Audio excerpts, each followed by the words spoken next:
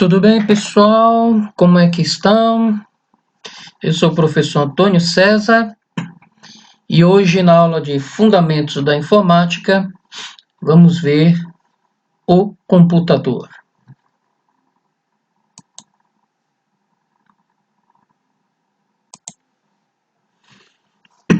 Muito bem, então nós vamos ver aqui vários assuntos sobre o computador, a parte interna, tudo que é referente ao computador, ok? Vamos lá.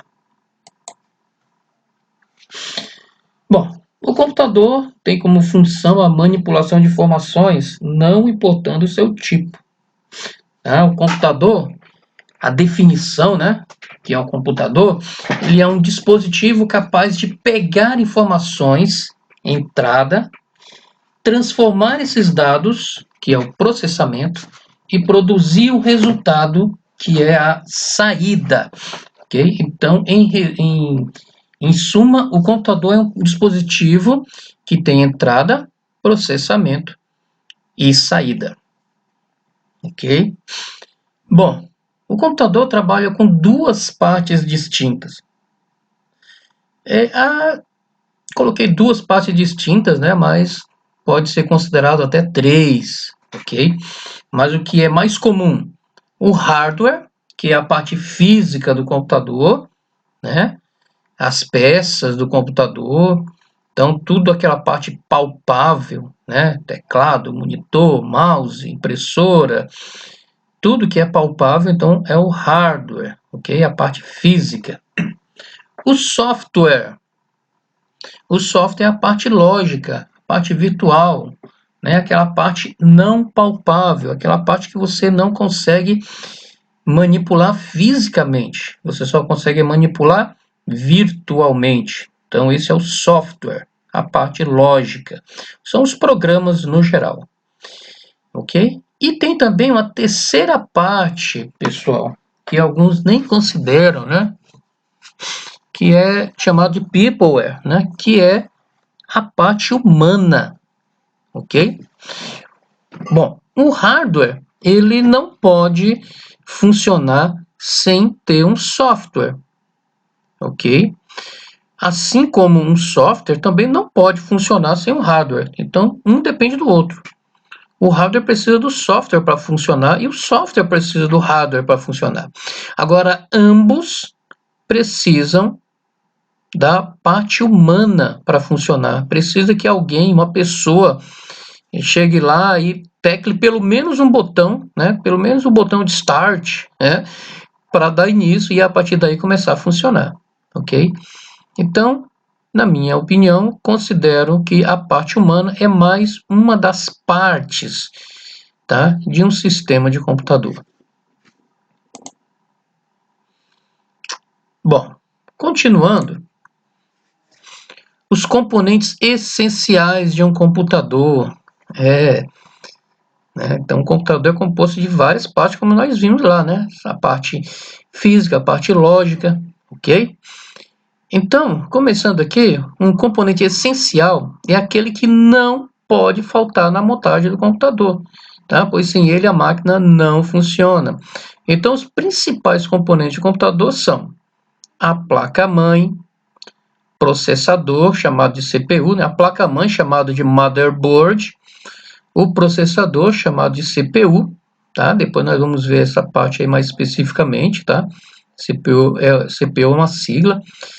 A memória principal, também chamada de memória RAM, os dispositivos de entrada, dispositivos de saída. Existem outros componentes importantes para a conservação e boa aparência de um computador, porém não são essenciais para o seu funcionamento, isto é, se não tiver, o computador vai funcionar do mesmo jeito, ok? Por exemplo, o gabinete. Exatamente, alguns pensam que o gabinete, se não tiver o gabinete, o computador não vai funcionar. Não, não é isso, Você pode fazer o computador funcionar sem o gabinete. É claro que com o gabinete, ele tem uma tarefa importante, no que diz respeito à ventilação, da parte interna, ok? Mas o computador pode funcionar sem esse gabinete, ok? Então essa parte aqui, ó, por exemplo, essa caixa aqui, né, que alguns leigos chamam de CPU, né? Chamam de CPU, mas tudo bem, tá errado? Não, não tá errado. Tecnicamente, a gente conhece a caixa preta aqui, né, como gabinete do computador. E o gabinete serve para acomodar todas as partes internas do computador, ok? Quais são as partes internas? Olha isso aqui, ó. Isso aqui é um computador aberto, ok? Então, aqui é tudo acomodado dentro de um gabinete, né? Para ter uma melhor aparência, para ter uma melhor conservação, para ter uma melhor segurança, tá? Mas dá para funcionar fora? Dá, com certeza dá. Ok? Então, isso aqui são as partes internas do computador. Então, o que o computador não pode deixar de ter para funcionar é a motherboard, a placa-mãe, CPU, memória principal, né, a memória RAM, os dispositivos de entrada, né, teclado, mouse, né, os dispositivos de saída, que nem o monitor. Pronto, esse é o básico, tá? Isso é essencial. Tudo bem? É claro que o computador pode ter mais do que isso, mas aí já não é parte essencial. Então vamos falar aqui um pouquinho sobre a placa-mãe. Placa-mãe é a plataforma que permite as conexões físicas e elétricas diretas e indiretas de todos os componentes do computador. Possui determinadas controladoras integradas, tá? Essas controladoras são dispositivos que já vêm integrado na construção da placa-mãe, tá? Por exemplo, a placa de vídeo e a placa de som, tá? Que são chamadas de controladora on-board. Então, quando vem um dispositivo já vem integrado na construção da placa-mãe, a gente chama esse dispositivo de on-board, tá?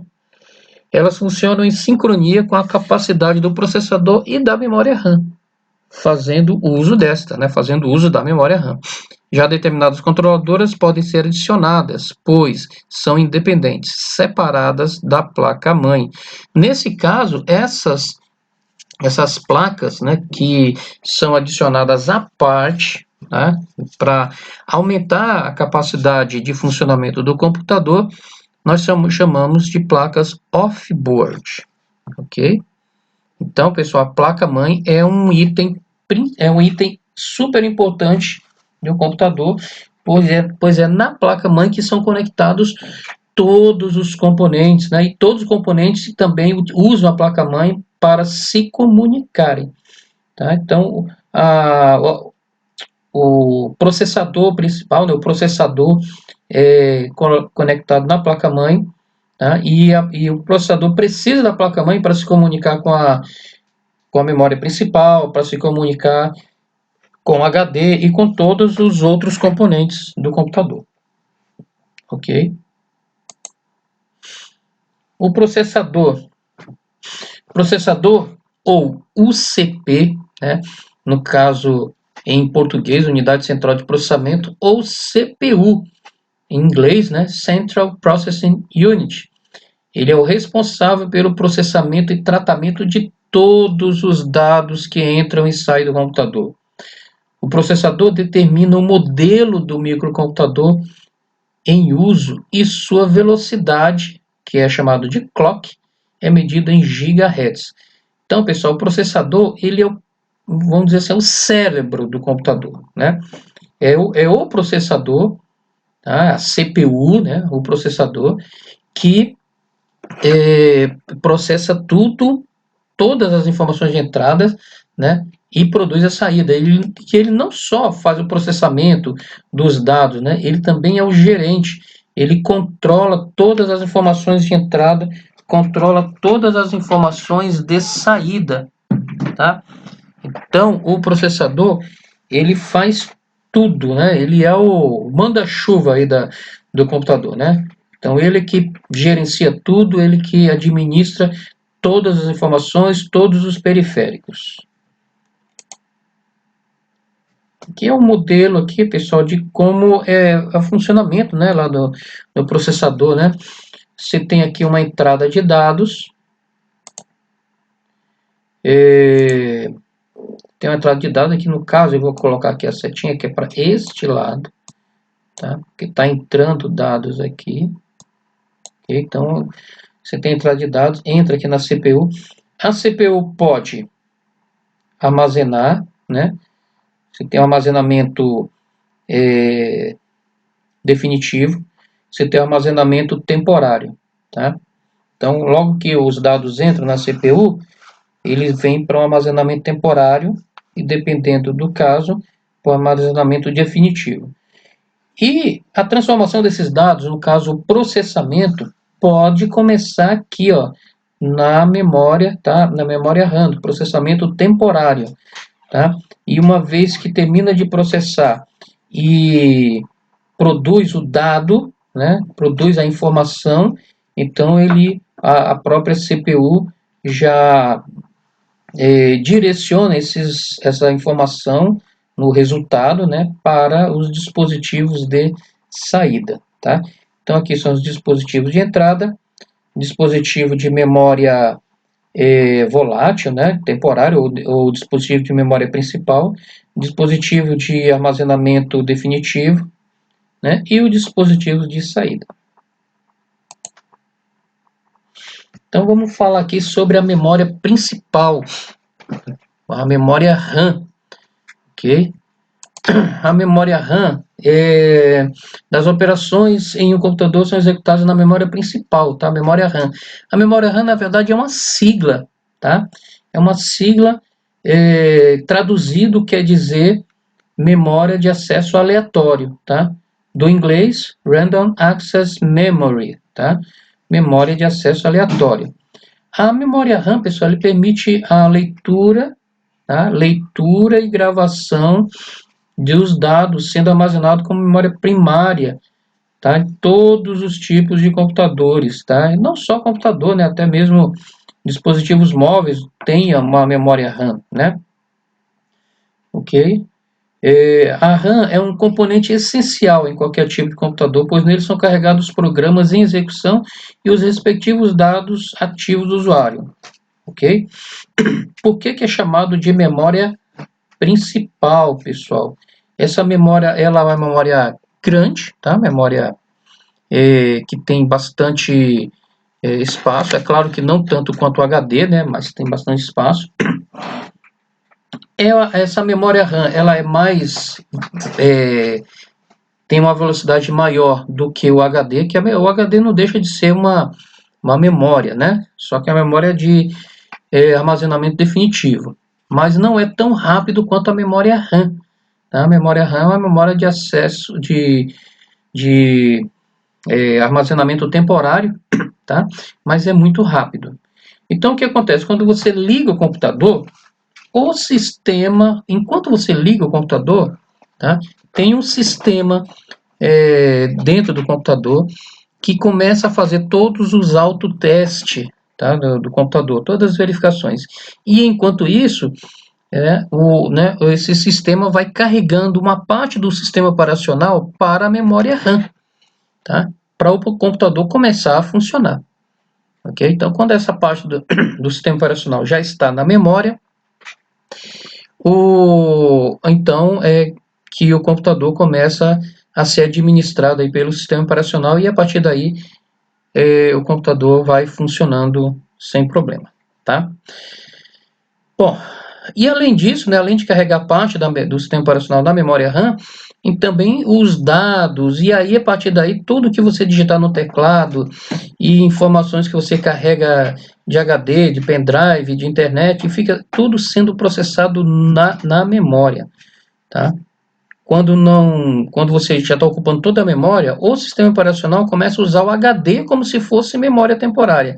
Mas aí, nesse caso, a velocidade de processamento já cai drasticamente, tá? Então, é claro, né? Quanto mais memória, mais rápido aí vai ficar o computador, melhor vai ser a performance do computador, ok?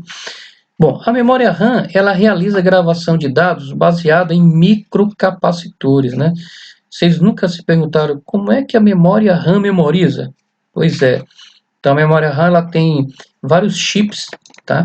E dentro desses chips tem capacitores. O que é um capacitor? Ele é um componente eletrônico que tem a característica de armazenar energia. Só isso, pessoal. Um capacitor armazena energia. Tá? E no caso de um microcapacitor, ele é um capacitor microscópico. Você não consegue ver ele a olho nu. Você precisa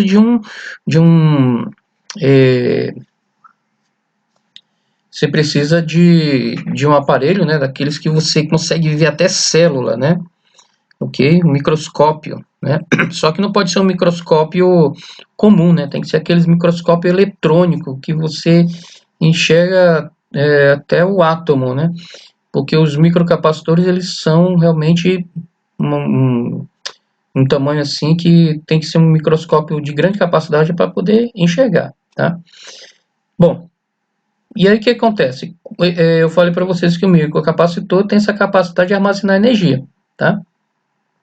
Então, cada microcapacitor dentro de um chip de memória, ele é equivalente a um bit, tá? Então, dessa forma, se esse microcapacitor tiver descarregado, quer dizer, tiver vazio de energia, tiver sem nada, ele sinaliza bit 0. E se tiver carregado, se tiver com energia, ele vai sinalizar bit 1, tá? Então, um conjunto de 8 microcapacitores vai formar um código, tá? Dessa forma, fazendo um código de um caractere, tá? Então, a cada 8 microcapacitores forma o código de um caractere, tá? Só que essa codificação segue uma tabela, tá? Segue um padrão de codificação, tá?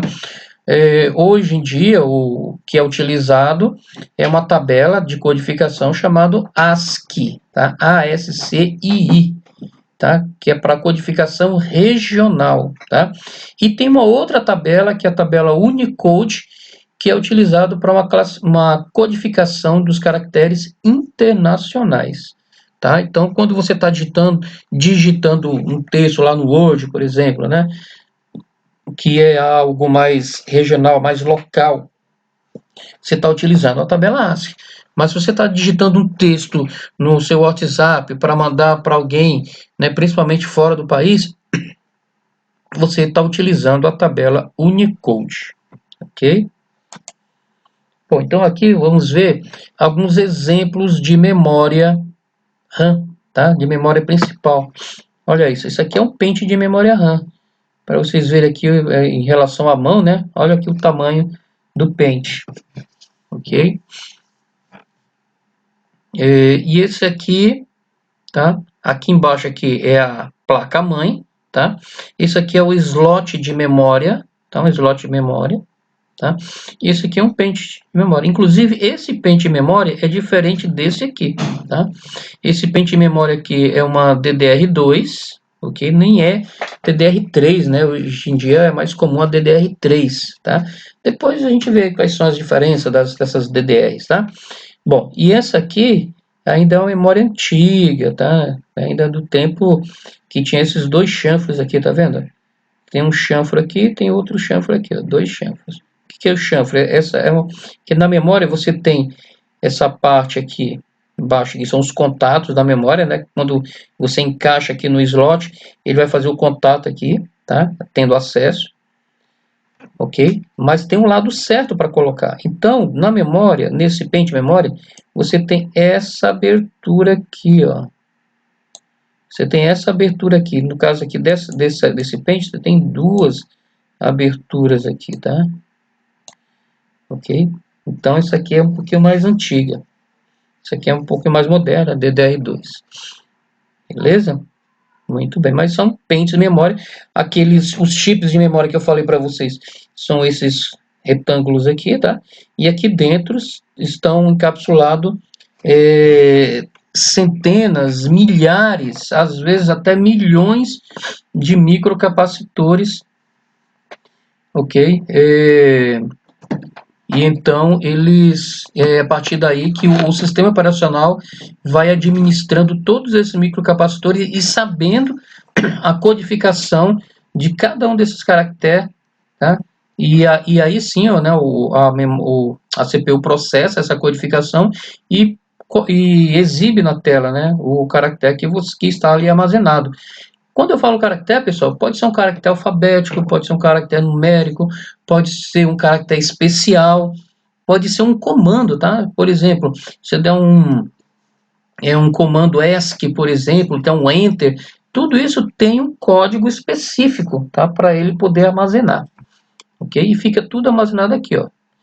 Só que a memória RAM, ela tem um pequeno probleminha, tá? Justamente por causa desses microcapacitores, tá? Esses microcapacitores, eles não conseguem manter a carga o tempo todo o tempo, ok? Eles precisam sempre de uma fonte de energia para manter os microcapacitores carregados, tá? Quer dizer, os que tiverem que ficar carregados. Então, se não tiver uma fonte de energia para manter esses microcapacitores carregados, o que acontece? Os microcapacitores que deveriam estar carregados, né, que indicam bit 1, eles descarregam e aí fica tudo bit 0, né? Então fica tudo descarregado. Então o que acontece? O computador, ele só vai ter a memória, só vai marcar a memória quando tiver, só vai marcar a memória quando tiver energia, tá? Ok? Então, quando não tiver energia, não tem memória. Isso quer dizer, pessoal, o seguinte: quando você desliga o seu computador, tudo que está aqui na memória RAM é apagado, tá? Essa característica a gente chama de memória volátil, tá? Então, a memória RAM, ela é volátil, ok? Tudo bem? Então, a memória RAM tem essa característica, tá? Ela não mantém os dados depois que você desliga o computador, ok? Muito bem. Continuando. Memória secundária. Vamos ver um tipo de memória secundária, tá, pessoal? Que tem alguns tipos. Mas vamos ver um tipo de memória secundária chamado memória ROM. Ok? A memória ROM é um pouquinho diferente da RAM, tá? A RAM, ela é volátil, não é isso? Ela se desligar o computador, ela perde tudo que está lá. Agora, a memória RAM, tá? Do inglês Read Only Memory ou memória somente de leitura, ele é um tipo de memória que permite apenas a leitura, tá? Ou seja, as informações são gravadas pelo fabricante e não conseguem ser desgravadas pelo usuário, tá?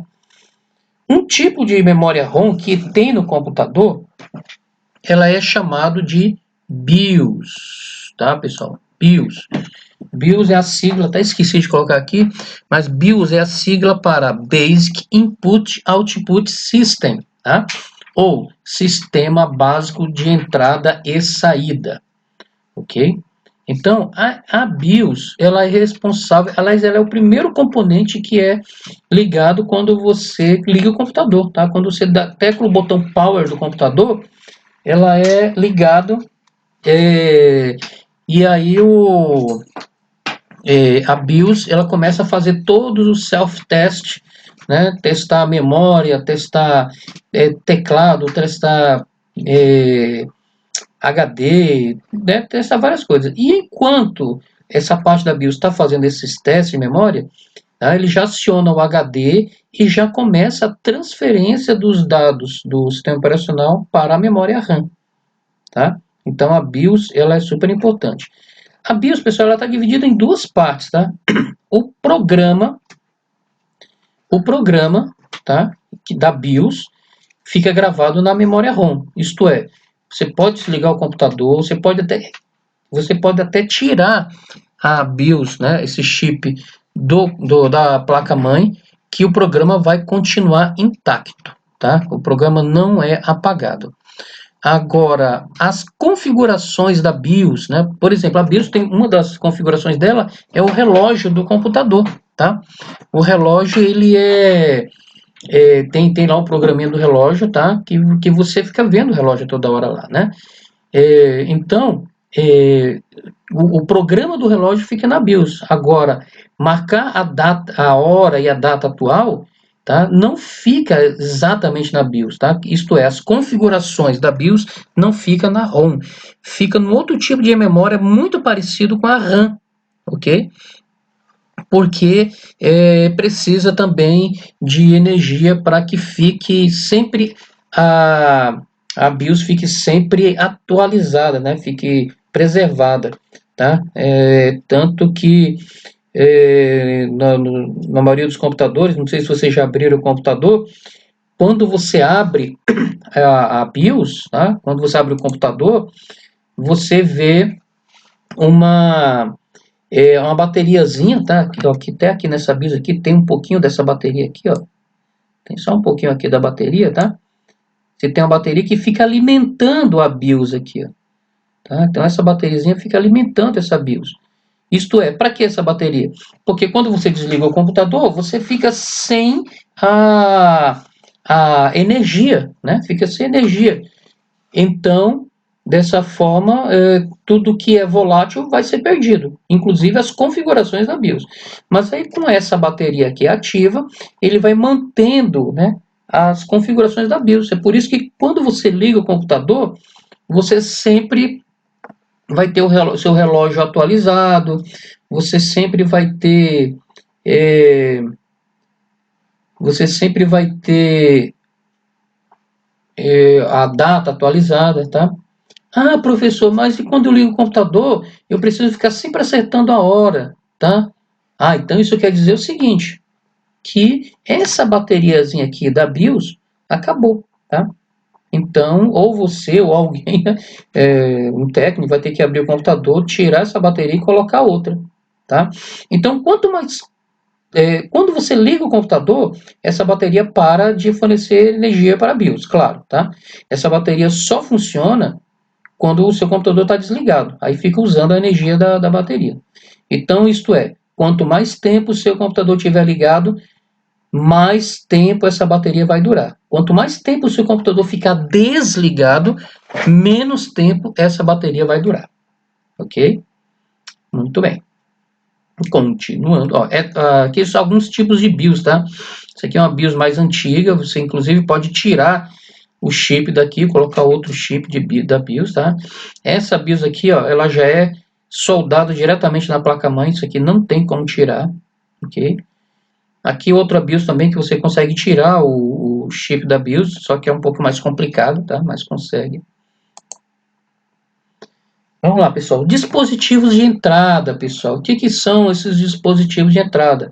É claro, né, são todos os hardware que permitem entrada de dados, tá? Então vamos lá.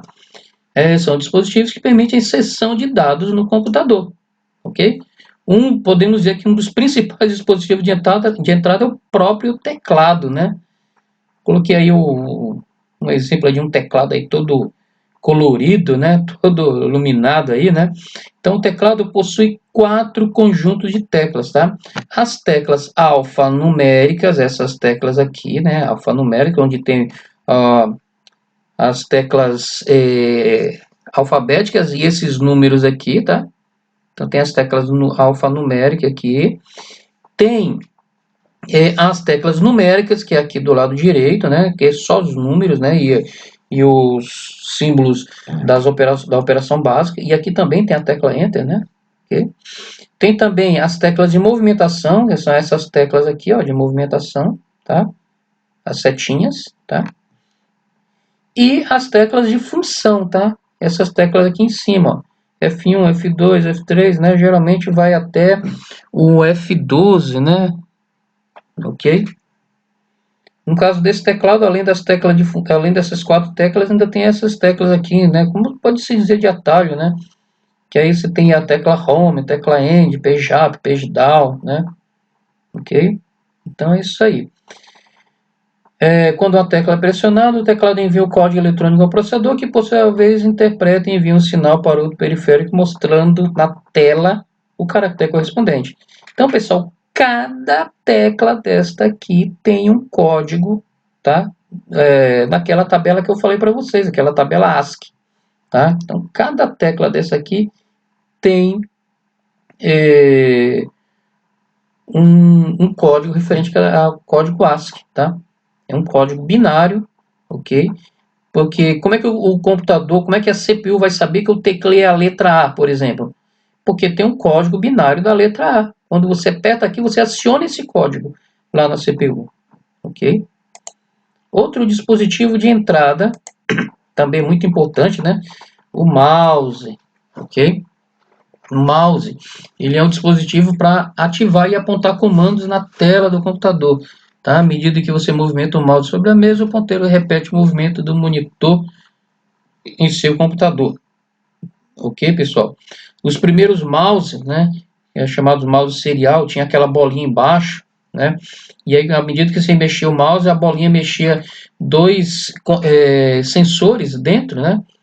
E esses sensores, por sua vez, eram um sensor que fazia um movimento para cima e para baixo, e outro sensor que fazia um movimento da direita para a esquerda. E a combinação dos dois fazia os movimentos em diagonal, tá? Depois, com o tempo, esse tipo de mouse foi substituído pelo mouse laser, né? Onde você tem uma luz laser apontando para baixo que detecta o seu movimento, tá?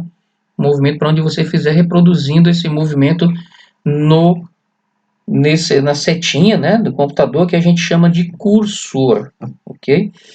Depois surgiram os mouses sem fio, né? Esse exemplo aqui, ele ainda tem fio, né?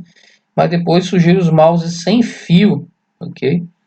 Que deixa ainda os movimentos mais livres, né, para o usuário, ok? Olha, esse mouse aqui, olha só como ele, ó, tem 1, 2, 3, 4, 5 baterias, né? Isso aqui é um mouse profissional, tá, pessoal? Um mouse gamer, né? O pessoal jogar, né? Ele tem, além desses dois botões comuns, né, que tem todo o mouse, e esse rolete aqui que tem todos os mouse, ainda tem esses outros botões de controle, ó, aqui do lado também e aqui, ó. Então, todos os botões, né? Mas aqui é tudo para jogador, né? Jogador profissional que utiliza bastante esses recursos, tá? Então, vimos aqui os dois principais dispositivos de entrada, né? Tem mais um ainda, né? Que também é bastante utilizado. Mas até agora nós vimos os dois principais, né? Que é o teclado e o mouse. Né? Tem outro dispositivo de entrada? Tem, claro que tem. Mas sem esses dois não dá nem para fazer funcionar o computador. Esse aqui que eu vou mostrar agora, até dá para fazer o computador funcionar sem ele. Mas eu acho importante citá-lo, né? Que é o scanner, tá? O scanner ele captura imagens, fotos ou desenhos, transferindo-os para a tela onde podem ser trabalhados, né? No caso editados e depois impressos ou até armazenados. Então aqui eu coloquei dois tipos de scanner, tá? Um scanner de mesa, ok? Você coloca aqui a sua imagem aqui, o seu texto, né? Você baixa aqui a tampa e aí você digitaliza essa imagem ou então escaneia, como a gente fala, né? E você tem esse scanner de mão, tá? Antigamente, antes de surgir os primeiros scanners de mesa, todos os scanners eram à mão e você digitalizava a imagem pelo scanner de mão, tá? Depois, quando vieram os scanners de mesa, então nem existe mais scanner de mão. Os scanners de mão hoje é utilizado mais para leitor de código de barra, tá? Então, aqueles leitores de código de barra que a gente vê em mercado, tal, eles nada mais são que scanners, tá? São scanners. Eles capturam aquelas barras, tá? E aí aquelas barras são enviadas para um software, um programa que interpreta cada barrinha daqui a dali, né? Transformando num código e aí sim fazendo uso desse código para alguma coisa, tá? Muito bem. Vamos ver então agora, pessoal, alguns dispositivos de saída, tá? Obviamente, o dispositivo de saída são aqueles que exibem o resultado do processamento, tá? Ok? Então, enquanto os dispositivos de entrada enviam dados para o processador, os dispositivos de saída pegam os dados do processador para exibição, tá? Não, a exibição é o principal, né? Mas os dispositivos de saída pode ser para exibição, pode ser para armazenamento, pode ser para transmissão, ok? Muito bem. Então, vamos colocar aqui o primeiro dispositivo de saída, podemos dizer um dos principais, né? Que é o monitor, tá? Então, ele, obviamente, a função dele é, né, para mostrar a saída, né, os resultados do processador, tá? Então, ele possibilita aí, ao usuário a visualização dos resultados e ações executadas na máquina. Os monitores são classificados de acordo com a tecnologia de mostragem de vídeo, tá? Antigamente, pessoal, muito antigamente, os monitores eram do tipo chamado CRT, tá? Depois que o CRT é aqueles monitor grandão, né, com tubo de imagem, ok? Pesado pra caramba, né, baixa resolução. Atualmente os monitores são os LCDs, tá? O plasma e o LED, né, os monitores com LED, ok? Então são monitores mais finos, mais leves, gastam menos, né, ofende menos a vista, né, e tem mais resolução. A superfície do monitor sobre o qual se projeta a imagem chamamos tela, né, obviamente, e a sua qualidade é medida em pixels, né?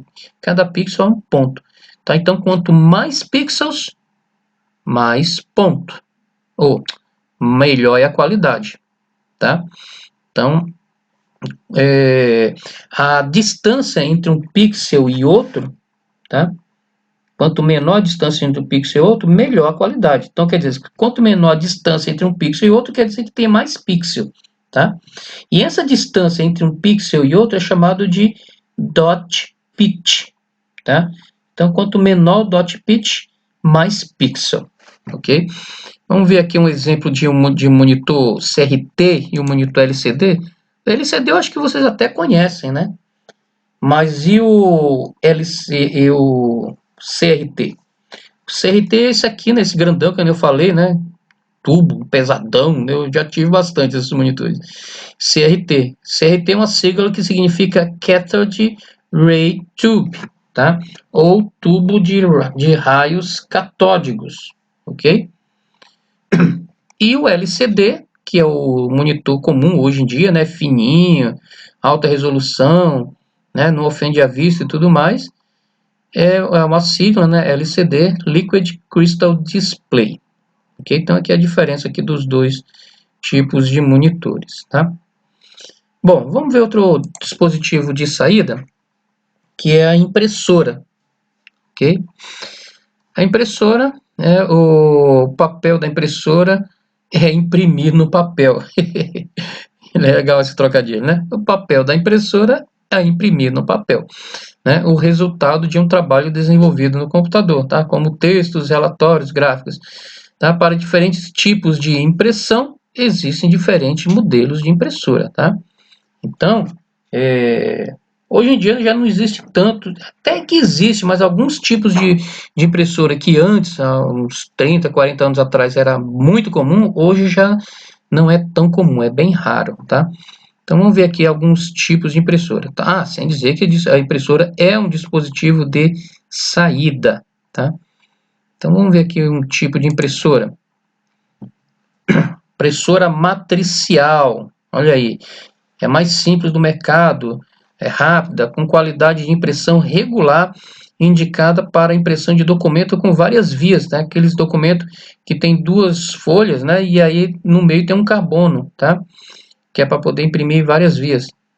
O seu sistema de impressão é por impacto de agulhas. Nesse caso, cada fileiro de agulha pode ter de 9 a 24 agulhas, tá? Os de 9 agulhas é baixa resolução, 24 agulhas com alta resolução, tá? Então essas agulhas, elas batem contra uma fita sobre um papel, tá? Como se fosse uma máquina de escrever, né? Assim, a gente pressiona a máquina de escrever e vai o tipo e bate na fita e aí imprime a letra correspondente no papel. Então, a impressora matricial é mais ou menos isso, né? Só que ela dispara uma agulha e imprime um ponto, tá? E o conjunto desses pontos é que vai formar o caractere no papel. O custo de impressão é baixo e sua velocidade é medida em CPS, tá? Caracteres por segundo, ok? Bom, o custo de impressão era baixo, né? Hoje em dia o custo de impressão de uma impressora matricial não é tão baixo assim, tá?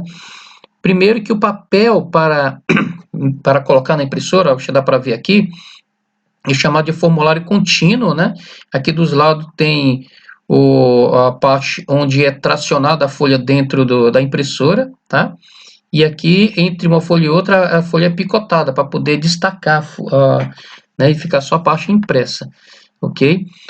Só que esse tipo de papel já não é tão comum de se encontrar hoje, tá? Então, se não é tão comum, fica caro. Você tem a fita da impressora também, né? Você tem que encontrar a fita para a impressora certa, a fita certa para a impressora, que também já não é tão comum também de se encontrar, então fica caro, tá? E a própria impressora, tá, gente? Antigamente essa impressora era uma merrequinha, gente. Era muito barato. Hoje em dia, para você encontrar uma impressora dessa, que é isso? Uma impressora dessa aí simplesinha, assim. Isso aqui, essa impressora aqui no meu tempo aí de 20 anos, 20 e poucos anos, essa impressora era muito baratinha, né? Hoje em dia, uma impressora dessa aqui custa mais de R$ 2.000, né? Então, ela é muito cara, né? Então, realmente, hoje em dia, o custo de impressão de um equipamento desse era barato. Hoje já não é tão em conta assim, ok? Bom, outro tipo de impressora é a impressora jato de tinta. Essa aqui vocês já estão mais acostumados a ver, né? Impressora jato de tinta, o DeskJet, funciona com um borrifamento de jatos de tinta, formando minúsculos pontos sobre o papel, tá? Então, a matricial dispara uma agulha, tá? E imprime um ponto, e o conjunto desses pontos forma um caractere. A impressora jato de tinta, ela, vamos dizer assim, a grosso modo, ela cospe uma tinta, né, no papel, imprimindo um ponto, né? Então, quando ela cospe a tinta no papel, ela já coloca só um pontinho bem minúsculo. E o conjunto desses pontos é que forma o caractere ou forma uma imagem, né? Então elas são relativamente lentas, hoje em dia até que não são tão lentas assim, tá, pessoal? Podem ser coloridas ou preto e branco e possuem uma ótima qualidade de impressão, ok? Inclusive tem algumas impressoras jato de tinta que imprimem até foto, né? Você coloca lá até papel fotográfico, né, para imprimir foto, ok? Essa impressora aqui, ó, a impressora jato de tinta, só que a impressora multifunção, né? Porque além dela ser impressora, ela também é scanner. Então, em um único equipamento, você tem entrada, que é o scanner, e tem saída, que é a impressora, tá? Essa impressora jato de tinta aqui, já, pessoal, aqui do lado aqui, ela é um pouquinho diferente, porque ela já vem com cartuchos adicionais de tinta, tá? Aqui, ó, você compra as tintas, e aí você coloca aqui nesses reservatórios, né, aumentando a quantidade de impressão, tá? Essa impressora já vem com isso, mas quando a impressora não vem com esses reservatórios adicionais, você tem uns esquemas aí que você consegue colocar esses reservatórios adicionais na impressora.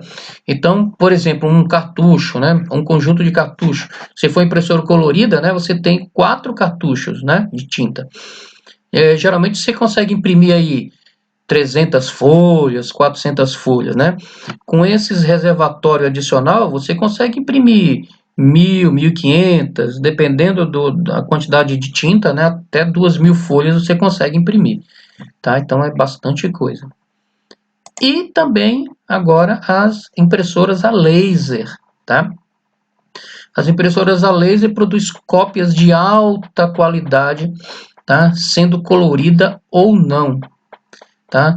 São silenciosas, com velocidade medida em páginas por minuto, tá?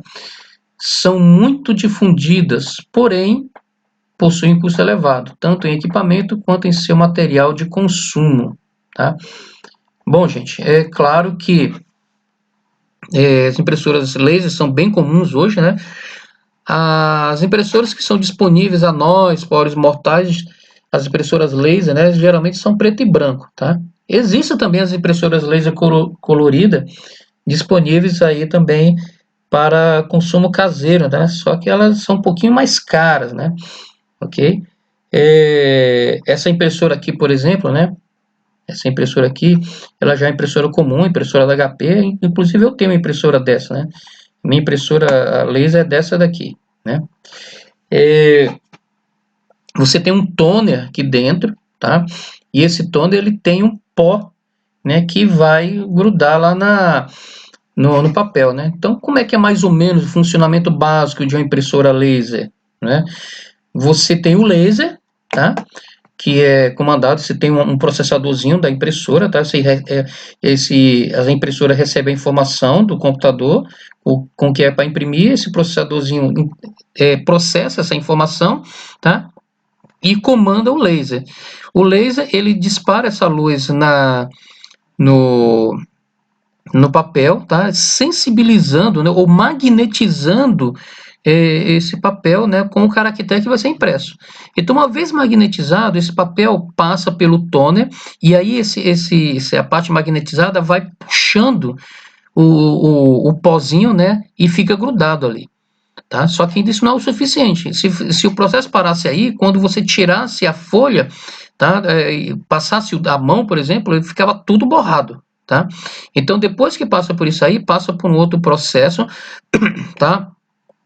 Onde vai elevar uma certa temperatura e aí vai fixar essa tinta no papel de forma que não saia. Tá? Então, por isso que quando você pega uma folha impressa no laser, né? Logo assim que foi impressa, você pega a folha bem quentinha, né? Porque ela passa por esse processo, né? Uma temperatura alta para poder fixar a tinta no papel, tá? Ó, essa outra impressora laser, né? Isso aqui também tem um scanner aqui em cima e tem a impressora aqui embaixo. Inclusive essa impressora aqui até imprime colorido, né? No caso, a impressora laser que imprime colorido,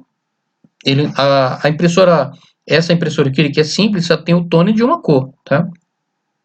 A impressora laser que imprime colorido vai ter as 3 cores primárias, tá? Além do preto, ok?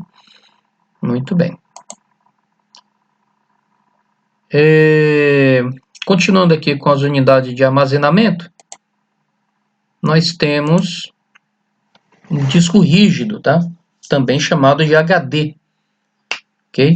O HD, que é a derivação de HDD, ou, né, do inglês Hard Disk Drive, tá?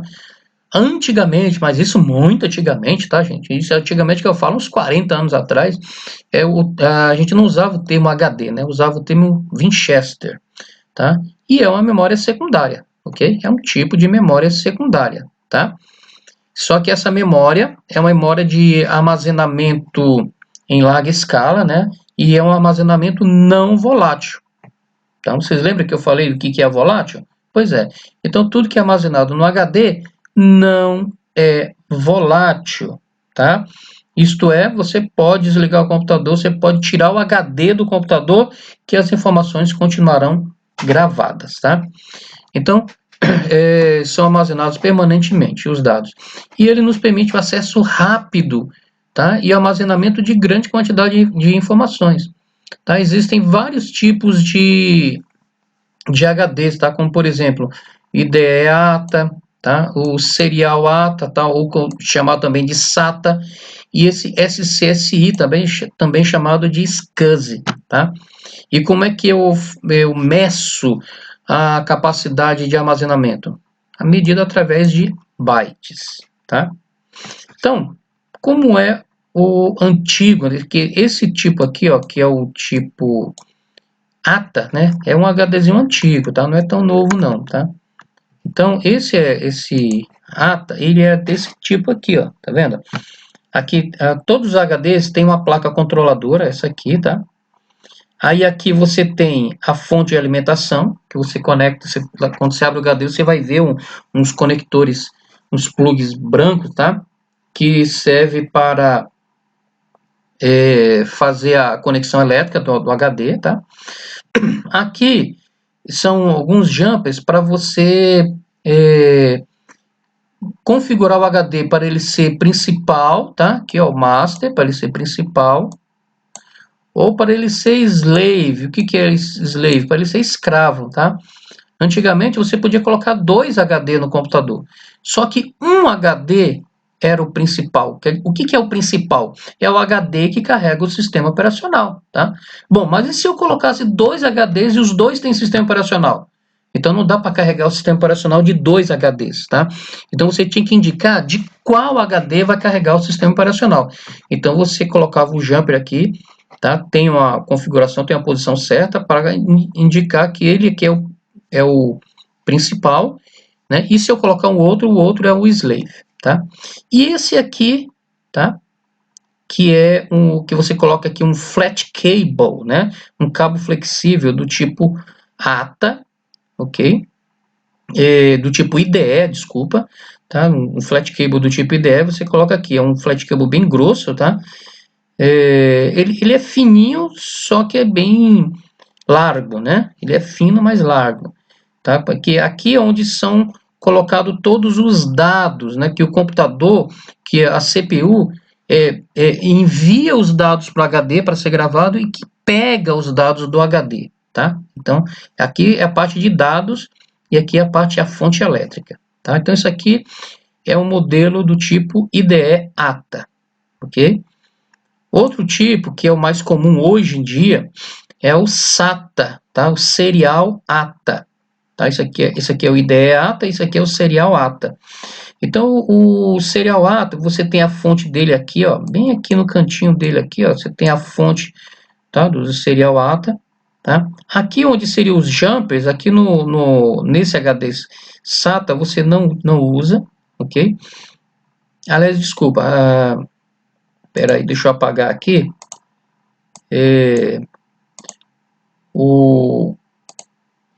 A fonte de energia do Serial ATA é esse aqui, ó. Isso aqui é a fonte de energia do Serial ATA, tá? Tem um cabinho preto, né?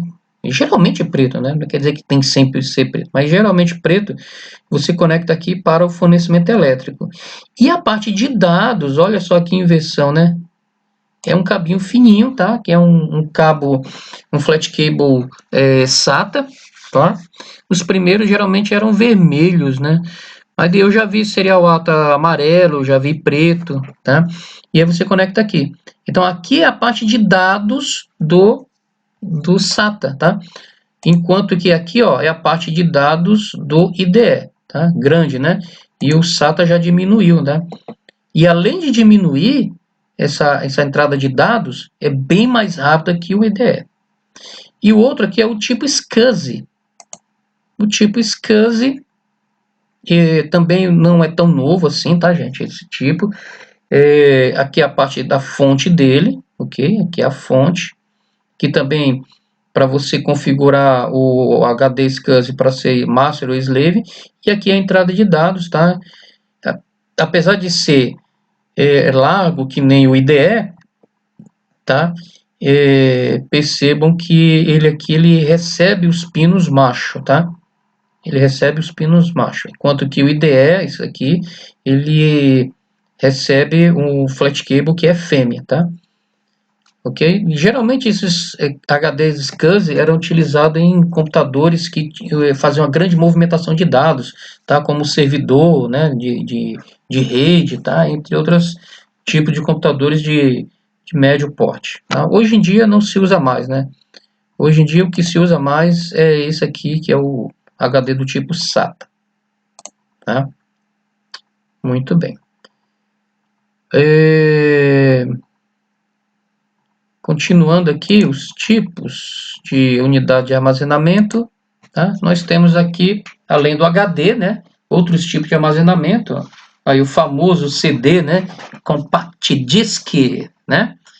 Olha aí, só que aqui não é o Compact Disc Player, tá? Isso aqui é o Compact Disc.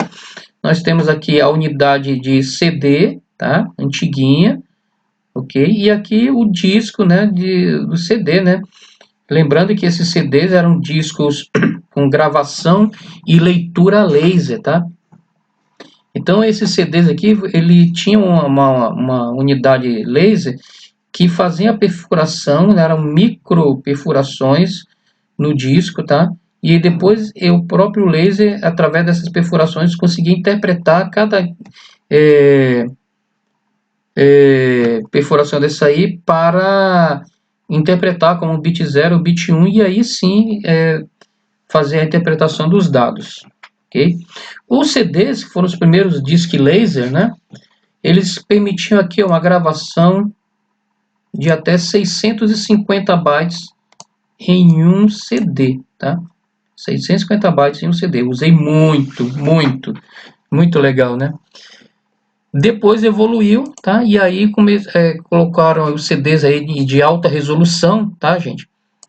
Que eram chamados DVDs, tá? Então, os DVDs foi criado em 95, tem mais capacidade que um CD, claro, né? É uma tecnologia ótica muito melhor e uma densidade muito maior nos CDs aqui, tá? Nos discos, tá? Então, aqui é uma unidade de disco, uma unidade de DVD, tá? Então, um DVD, ele permitia, que acho que está muito pequeno para vocês verem, mas ele permitia você gravar até 4.7 gigabyte, tá? Permitia uma gravação de até 4.7 gigabyte em um único CDzinho, um CD do mesmo tamanho do CDzinho simples, né? Do mesmo tamanho, só que com a capacidade muito maior, tá? Tanto que os DVDs eram utilizados para gravar filmes, né? O CDzinho era muito pouco para gravar um filme, tá? E já um DVD você podia gravar um filme completo aqui, né?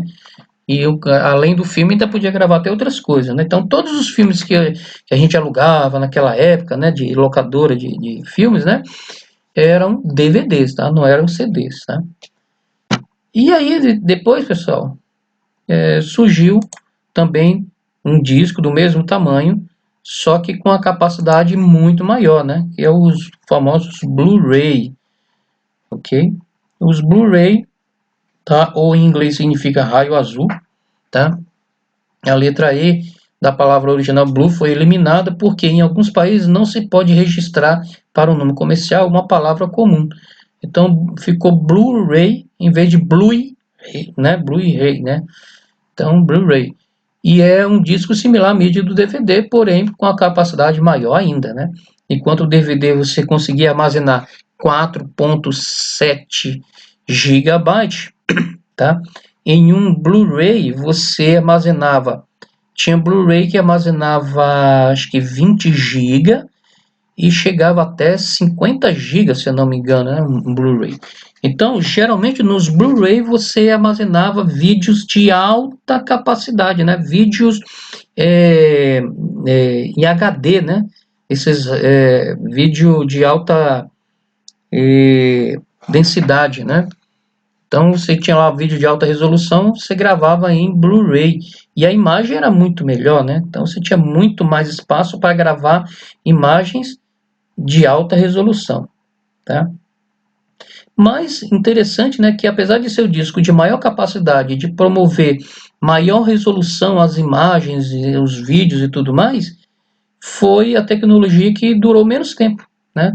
O DVD durou bastante, o CD durou bastante, mas o Blu-ray durou menos tempo. Foi dessas tecnologias que durou menos tempo, né? Mas tudo faz parte da evolução, né? Tudo faz parte da evolução. Outras formas de armazenamento, tá, pessoal? Aí muito comum, né? O pendrive, né? Olha aí, pendrive todo mundo conhece, dispositivo de armazenamento, tá? Com conexão USB, né? Olha aqui esse pendrive aqui, que bonitinho, né? Muito legal, né? Vou colocar aqui de novo aqui, ó. Todo mundo conhece esse pendrive, né? Esse aqui também todos com certeza alguém já teve. Isso aqui, ó, da Kingston, né? Então, o pendrive ele é constituído por uma memória flash, tá? Você tem um chipzinho de memória encapsulado aqui dentro, tá? No caso aqui, ó, você tem pendrive, esse aqui, ó, de 16 GB, tá? Tem pendrive de 32 GB, tem pendrive de 64 GB e por aí vai, né? Esse aqui que é o famoso fusquinho dos pendrive, né? Da SanDisk.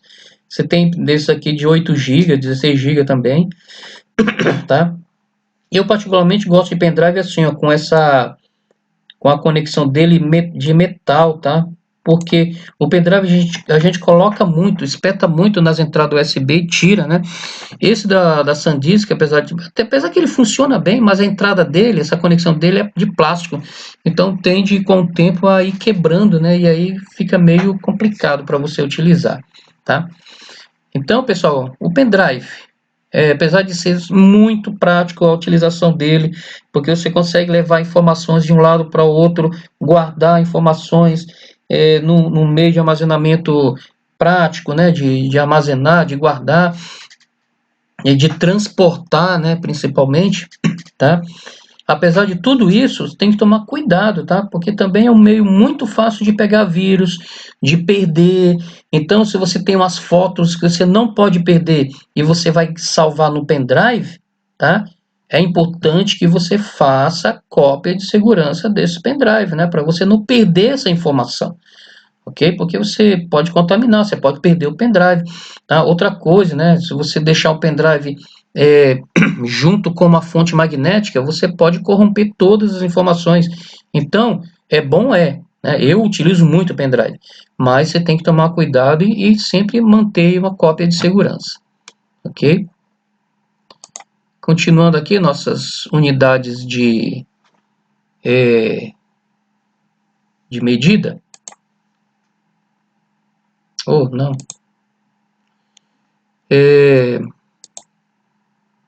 Bom, é isso aí, pessoal. Então, nós vamos terminar aqui com as unidades de armazenamento, tá? No próximo capítulo, né, como vocês viram, veremos as unidades de medida. Então, pessoal, aqui é o professor Antônio César, eu encerro esta aula por hoje, por aqui, tá? Obrigado e até a próxima.